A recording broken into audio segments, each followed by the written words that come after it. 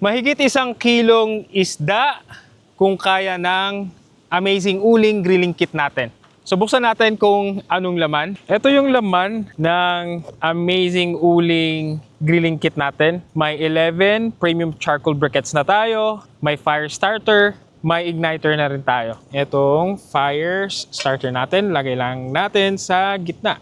Tapos yung amazing uling natin, position lang din natin siya somewhere na hindi naman masyadong malapit. So pagka nasindihan nyo na yung mga fire starter natin, arrange nyo lang siya ng tulad yan. Ang importante ay may mga spaces para naman sa airflow. And then pagka ganyan na, medyo stable na yung fire niya, lagay nyo lang tong mga remaining briquettes. And then, wait natin mga 15 minutes. So mga 5 minutes guys, makikita nyo na medyo nagningas na siya. Nasa around 10 minutes na tayo and then ganyan na yung itsura niya. So after 15 minutes, nagbaga na talaga siya.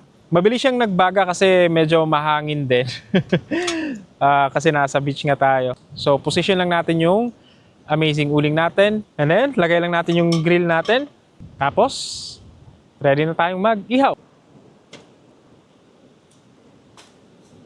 15 minutes mo lang siyang sisindihan. Makapag-enjoy ka na ng up to 3 hours na grilling time. Inihaw natin. And then, yan pa yung uling natin guys.